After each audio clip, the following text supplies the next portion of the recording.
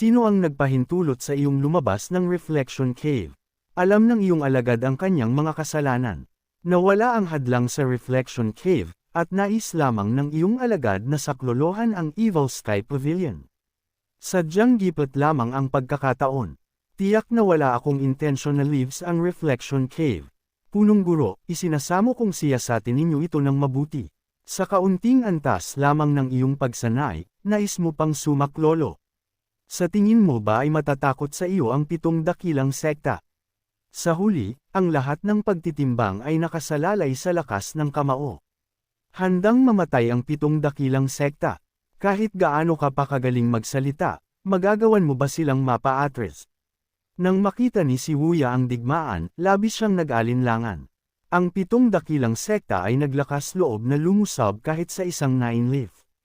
Mapapasunod ba sila ng mababaw mong taktika? Pagbati, Panginoon ng Pavilion. Pagbati, punong guro. Maganda ang ginawa ni Duan Masheng. Matagal nang kailangang disiplinahin ang 8th. Hulihin siya. Magalang na sumunod si Wuya kay Zhou Jifeng pabalik sa Reflection Cave.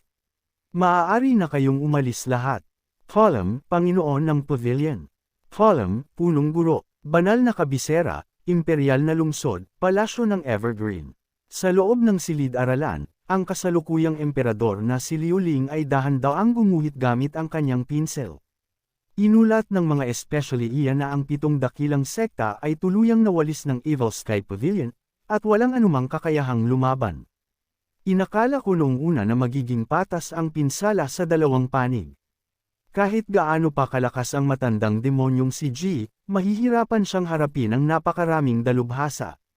Sa pagkilos at pag-aalay ng buhay ng ninuno ng Principled Forest School na si Chang Xing, hindi dapat naging problema ang malubhang pagkasugat sa kanya.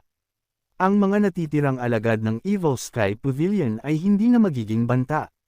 Sa ganitong paraan, mawawala ang pinakamalaking banta sa pamilya ng imperyo. Ngunit, ano ang ibig sabihin ng walang anumang kakayahang lumaban? Ulitin mo, inulat ng mga especially iyan na ang 7 dakilang sekta, kabilang ang Cloud Sect na nagpadami sa kanila bilang 8 sekta, ay tuluyang nawalis ng Evil Sky Pavilion nang walang anumang kakayahang lumaban. Labis ang takot ng tagapaglingkod na baka hampasin siya ni Liu Ling ng marka ng kanyang palad at mabasag ang kanyang ulo. Ang ganitong eksena ay nangyari na ng higit sa 1 beses. Ang naunang tagapaglingkod ay namatay sa ganitong paraan. Ang paglingkuran ng isang pinuno ay tulad ng pagtabi sa isang tigre. Totoo ito mula pa noong sinaunang panahon. Mukhang kalmado at matatag si Liu Ling sa labas, ngunit kapag sumabog ang kanyang galit, hindi ito maiisip. Bakit naging ganito? Nagbalik ba sina si Wuya at Yu Zhenghai? Ang matandang demonyong si Ji ay nakatuntong na sa 9-leaf. Natulala si Liu Ling, tila ba nahigop ang kanyang kaluluwa. Naging napakatahimik ng silid-aralan, napakabigat na pati ang hangin ay naging mailap. Hindi nang ahas magsalita ang tagapaglingkod, at kontrolado ang panginginig ng kanyang katawan. Ano ang kasalukuyang kalagayan ng pagputol sa Golden Lotus? Tumutugon sa inyong kamahalan, may 10 nakaligtas. Ang isa sa kanila ay nagsimula ng subukang magbukas muli ng mga dahon.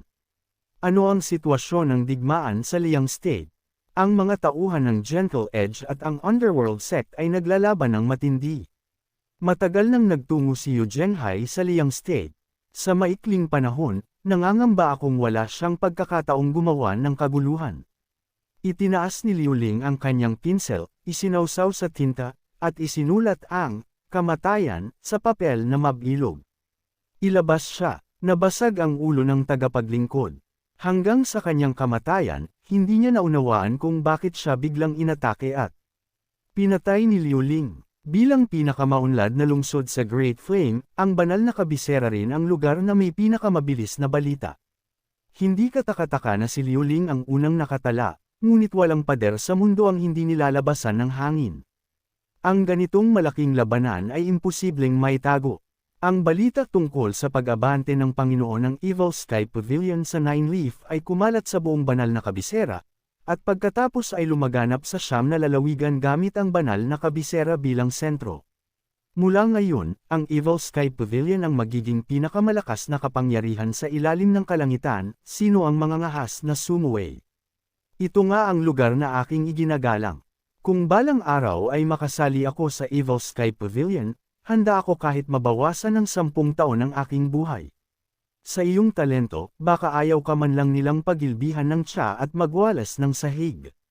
Malakas na nagtawanan ang lahat. Maaari po bang magtanong, Ginoo, mayroon nga bang 9 leaf? Sa isang tingin pa lamang ay masasabi kong banyaga ka. Ang patriarch ng Evil Sky Pavilion ay 9 leaf ng walang alinlangan. Pinutol ba niya ang Golden Lotus? Malamang ay hindi. Ang pamamaraan ng pagsanay sa pagputol ng Golden Lotus ay kitulabas lamang kamakailan, kakaunti lamang ang nakaligtas, at kailangan pa nilang magbukas muli ng mga dahon at buuin ang lotus. Naghihinala ako na siya, ang matandang nakatatanda, ay may iba pang pamamaraan. Tama iyan, ang pagputol sa Golden Lotus ay isa lamang pamamaraan. Narinig ko sa iba na ang ilang dakilang sekta ay nagsasaliksik sa pagpasok sa Nascent Divinity Tribulation Realm nang hindi binubuksan ang Golden Lotus mula sa simula, kundi direktang nagbubukas ng mga dahon. Mayroon ding gumagamit ng gamot upang itali ang Golden Lotus, dumarami na ang mga pamamaraan. Maraming salamat. Kumusta? Ang tsa ay 2 barya sa kabuuan. Pasensya na po, hindi maginhawa ngayon. Tiyak na babayaran ko ito sa ibang araw. Napakaraming nakatitingin, nagpapatakbo rin kami ng maliit na negosyo. Hinawakan muli ng lalaki ang kanyang katawan, wala pa rin itong laman. Ang isang barya ay nakatitigil sa isang bayani, tila ito nga ang nangyayari ngayon. Paano kung isang lamon na lamang ang espada mong iyan dito? Sa pagbanggit sa espadang iyon, napatingin ang mga nakapaligid na magsasanay. Ang sinumang may kaunting talas ng mata ay nakakaalam na magandang espada ito. Alam din nila ang kahulugan ng espada sa isang swordsman, paano hahayaan ng isang swordsman na mawalay sa kanyang tabi ang kanyang espada. Kung ako yan, papatayin ko ang lahat ng tao rito. Babayaran ko ang kanyang pera. Maraming salamat. Hayes, ang isang marangal na magsasanay ay humantong sa pagtulong ng isang babae, napakahirap na kalagayan. Sa katunayan, kung ako iyan, mas pipiliin ko pang patayin ang lahat ng tao rito. Pakiusap, tanggapin ninyo ako bilang alagad, Ginoong Pangalawa. Nagulat ang lahat. Pasensya na, hindi ako tumatanggap ng mga alagad. Ang maliit na babaeng ito ay si Shinro Ubing. Hangad ko na ang Evil Sky Pavilion mula nung bata pa ako. Buong puso kong hiling na tanggapin ako ni Ginoong Pangalawa bilang alagad. Nagulat ang lahat. Naalala ko na, siya ang anak ng prinsipe ng Qi na si Qin Jun. Kung gayon ang taong ito, siya ang pangalawang alagad ng Evil Sky Pavilion na tuloy-tuloy na lumipad mula sa bundok ng Waxian, si Yu Shangrong. Nangyaring dumadaan sa banal na kabisera, huminto siya upang magpahinga. Lahat ng magsasanay ay agad na nagpatira pa sa lupa na nanginginig. Natulala ang tagapaglingkod, inilabas ang 2 baryang kititanggap lamang, at lumapit sa lalaki na may halong kasabikan at takot. Ako, may mata ako ngunit hindi ko nakilala ang bundok Thai. Hinihiling. Ito ang nararapat sa iyo. Nararapat, hindi ko inasahan na ang pangalawang ginoo ng Evil Sky Pavilion ay napakamababang loob. Ang landas ng pagsanay ay mahirap at mapanganib. Isinilang ka sa karangyan, hindi ka angkop sa pagsanay. Ginoong Pangalawa. Inilabas ang longevity sword. Sa ilalim ng liwanag ng araw, ang talam ay nagliwanag ng mapusyaw na pulang ningning, malinaw ang mga katangian. Siya nga iyon, ang demonyo ng espada na si Yu Shangrong. Hindi pala siya namatay. Pagkaalis ni Yu Shangrong sa bundok ng Waxian, lumipad siya ng tuloy-tuloy. Hindi niya alam na ang Evil Sky Pavilion ay nakatagpo ng ganoong malaking pagsubok, kaya hindi siya nagmadali sa kanyang paglipad. Si Yu Shangrong, na ang pagsanay ay bumagsak sa 3-leaf ng walang Golden Lotus, ay naglayong manatiling tahimik. Ngunit saan man siya magpunta, naririnig niya ang mga taong pinag-uusapan ang kwento ng 9-leaf full lotus. Sa mundong ito, walang sinuman ang mas nagbigay ng pansin sa usapin ng 9-leaf kaysa sa mga dalubhasa ng 8-leaf, at hindi exemption si Yu Shangrong. Kaya naman, pumunta siya sa estasyon ng banal na kabisera upang magpahinga at magtanong tungkol sa usapin ng 9-leaf.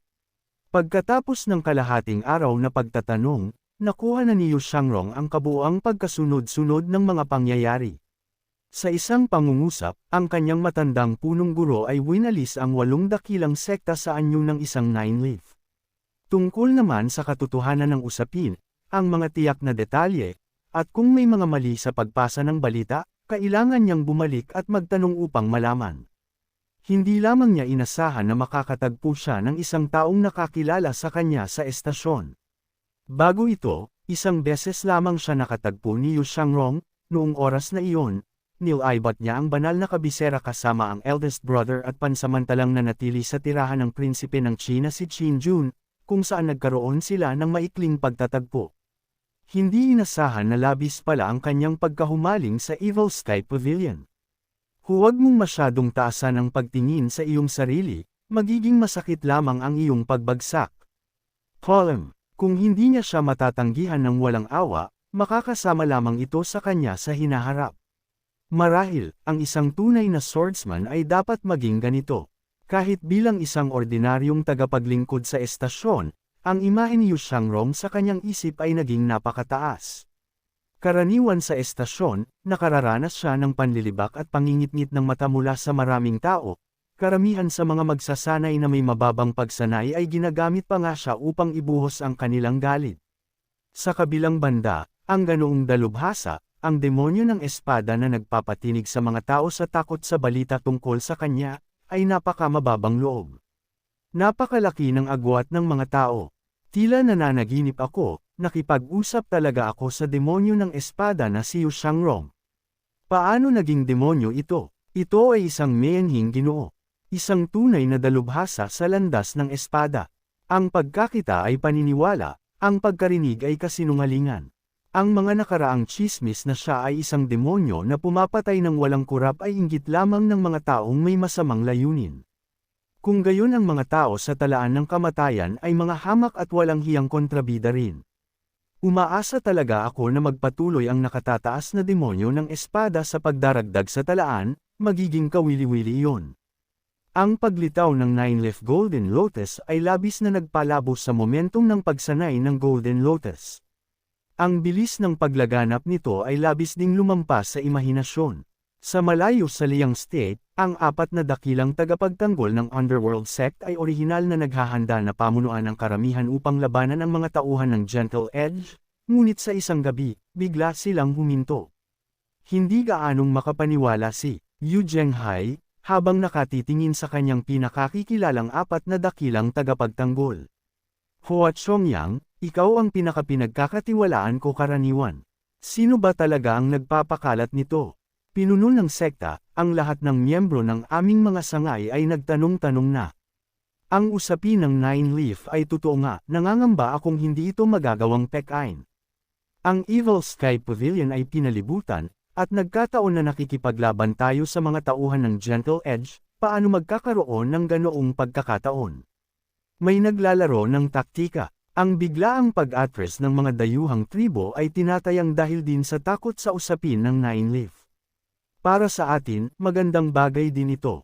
Mula ngayon, makapagtutuon na tayo sa pagharap sa pamilya ng imperyo. Nakinig si Yu Zhenghai sa kanilang mga salita ngunit hindi nagpakita ng labis na kagalakan. Ano ang sitwasyon sa Evil Sky Pavilion? Kahit na masakop ko ang buong mundo, ano naman? Ang paglitaw ng Nine Leaf ay sisira sa lahat ng aking mga plano. Halos nakumpirma na ang 7 dakilang sekta ay nabigo sa kanilang paglusob sa Evil Sky Pavilion, at ang hadlang sa bundok ng Golden Court ay naibalik na. Nine Leaf, ay malamang na mas malakas kaysa sa ating iniisip. Naging mas malakas ang punong guro. Hindi masaya si Yu Zhenghai kahit kaunti. Kung, habang nakikipaglaban sa pamilya ng imperyo, ang punong guro ay pumunta rito upang maghanap ng gulo habang aktibo ang kanyang Nine-Leaf Golden Lotus. Pinuno ng sekta, ang Liang State ay halos matatag na ngayon. Paano kung magtungo ka sa lalawigan ng Qing o lalawigan ng Yang upang magtago? Pagkatapos maging matatag ng mga usapin sa Liang State, kung magpapatuloy ka sa pagpanatili rito, magiging madali na mailantad ang iyong kinaroroonan. Ang siyang ito ay kailangang magtago.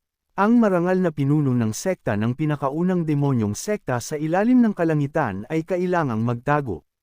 Ang bawahang ito ay nagmumungkahi lamang. Sa siyam na lalawigan ng Great Flame, maliban sa banal na kabisera, naniniwala ako na hindi magtatagal at ang lahat ng ito ay makokontrol ng aking underworld sect.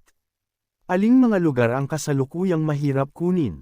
Ang rehiyon ng lalawigan ng Jing. Ang lupain doon ay matarik, na may maraming kabundukan at madagandong na kagubatan, at pinuprotektahan din ito ng mga porma sayon.